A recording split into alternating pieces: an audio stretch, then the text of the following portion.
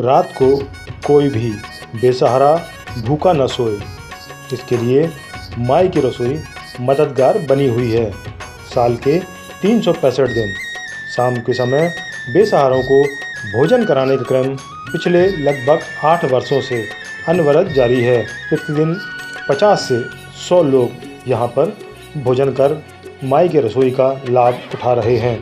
रपटा घाट और उसके आसपास के रहने वाले गरीबों की ज़रूरतों को देखते हुए नर्मदा जन कल्याण समिति के सदस्यों द्वारा सामूहिक रूप से माई की रसोई की शुरुआत 28 दिसंबर 2012 को की गई थी। प्रतिदिन सैकड़ों लोगों के लिए खिचड़ी तैयार कर परोस कर उन्हें भरपूर भोजन कराया जा रहा है। यह क्रम साल के 365 दिन लगातार जारी रहता है। माई की रसोई में प्रतिदिन तैयार होने वाली खिचड़ी 17 प्रकार के अनाज से बनाई जाती है। खिचड़ी तैयार कर सदस्यगण शाम को माँ रेवा की रपटा घाट में पूजा अर्चना करते हैं। उसके बाद ज़रूरतमंदों को यह भोजन कराया जाता है। विगत लगभग 8 वर्षों से अनवरत जारी इस रसोई में खास बात यह है कि किसी भी तीज त्योहार या अन्य मौक़ों पर यह रसोई कभी बंद नहीं हुई। इस रसोई का संचालन करने वाले समिति के सदस्य बताते हैं कि चाहे जितना भी ज़रूरी काम हो, हम रसोई बंद नहीं होने देते। लगभग 8 वर्षों से आज तक कोई इस माई की रसोई से भूखा नहीं लौटा है और ना ही कभी माई की रसोई में ताला लगा है। हर वर्ष माई की रसोई की वर्षगांठ मनाते हुए विशेष आयोजन किए जाते हैं। इस दौरान माँ रेवा को चुनरी अर्पित कर उन्हें प्रसाद अर्पण किया जाता है, उनकी पूजन अर्चना की जाती है और शाम के समय भंडारा एवं महाप्रसादी का वितरण किया जाता है, जो कि देर रात तक जारी रहता है। इस दौरान हजारों श्रद्धालु धर्म लाभ उठाते हैं। पोषण से भरपूर यहाँ परोसने जाने वाली खिचड़ी में इस बात का विशेष ध्यान रखा जाता है कि कौन कौन की सामग्री इसमें मिलाई जाए, ताकि भोजन करने वाला पुष्ट भी रहे और उसकी क्षुधा भी शांत हो। खिचड़ी में चावल, मूंग, आलू, टमाटर, धनिया ऐसे 11 प्रकार के अनाज, शुद्ध घी का उपयोग किया जाता है। माई की रसोई में जो खिचड़ी तैयार की जाती है वह शाम के समय लोगों के आहार के लिए बहुत ही पौष्टिक होती है। प्रतिदिन रपटा घाट में शाम 7 बजे से 8 बजे के बीच बेसहारा ज़रूरतमंद गरीबों को माई की रसोई का लाभ लगातार पिछले 8 वर्षों से मिल रहा है। सदस्यगण ही यहाँ पर खिचड़ी परोसकर लोगों की सेवा कर रहे हैं और माँ नर्मदा के आशीर्वाद से इसे निरंतर आगे जारी रखने का भी संकल्प लेते हैं। मार्च से प्रारंभ हुए लॉकडाउन में भी माई की रसोई बंद नहीं हुई। इस माई की रसोई से ज़रूरतमंदों को, भूखे बेसहारों को लगातार भोजन कराया गया। लॉकडाउन के समय तो भोजन करने वालों की संख्या में ज़बरदस्त इजाफा हुआ।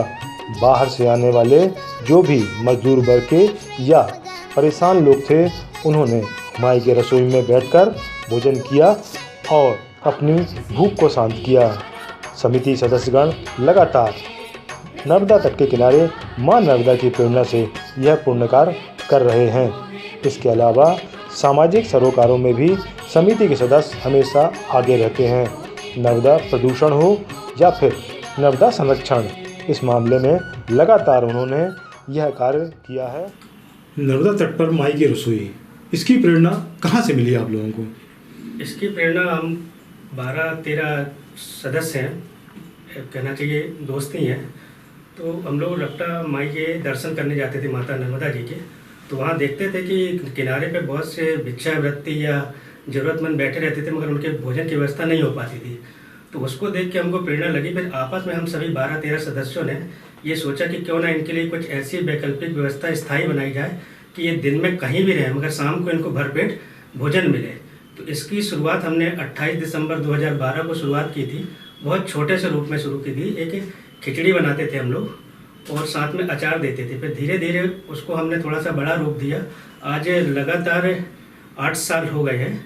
वहाँ से अभी तक कोई भी ऐसा भिक्षावृत्ति या ज़रूरतमंद हो भूखा नहीं जाता है, और माता के आशीर्वाद से बहुत अच्छा चल रहा है। और इसमें एक चीज़ और हम बताना चाहेंगे, इस माई की रसोई के संचालन के लिए हम किसी भी जन नागरिक या राजनीति या किसी से भी हम किसी प्रकार का कोई सहयोग योगदान नहीं लेते। माता के आशीर्वाद से हमारे कुछ जो सदस्य हैं, 12-13 सदस्य जो भी हैं, उनके सहयोग से बहुत अच्छा चल रहा है। और पूरे इस कोविड-19 में भी एक भी दिन रसोई बंद नहीं हो, बहुत अच्छे निरंतर से चल रही है।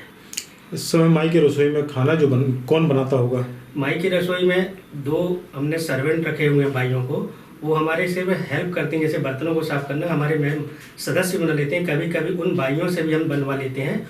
और बहुत अच्छे बैठाल के उनको हम ससम्मान खिलाते हैं। पानी की व्यवस्था है, लाइट की व्यवस्था, सारी व्यवस्था है। मतलब सिर्फ वहाँ पे हम नशेड़ी गंजेड़ी और शराबियों को अंदर प्रवेश नहीं देते, बाकी उनको बहुत सम्मान हम भरपेट माई की रसोई में प्रसादी खिलाते हैं। बहुत से नर्मदा भक्त श्रद्धालु हैं जो चाहते हैं कि उस स्थान पर वो भी कुछ सेवा कर सकें अपने बच्चों के जन्मदिन पर या किसी शादी की वर्षगांठ पर, तो ऐसी कोई सुविधा आप लोगों को? ऐसी सुविधा हम नहीं दी, मगर कोई जनमानस आके वहाँ पे सेवा भाव करना चाहे कि रसोई में खाना बनता है जब माई की, तो उसमें कोई सहयोग करे, परस दे, पानी दे दे, इसमें हम उनको आमंत्रित कर सकते हैं।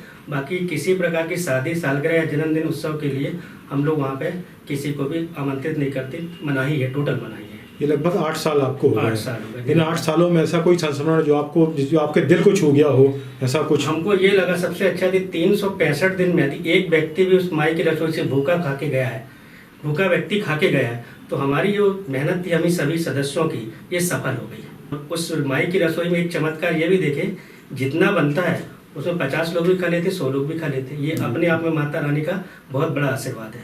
कभी कोई समस्या ऐसी इन 8 सालों में आई हो? आई है, छोटी मोटी समस्या, कभी पानी को लेके आई है और कुछ लाइट को लेके आई है, तो क्षणिक रहती है, घंटे 2 घंटे या 1-2 दिन की, मगर माता रानी के आशीर्वाद से उसका कोई ना कोई रास्ता निकल के वो व्यवस्था भी अच्छी बन जाती है, संचालित हो जाती है।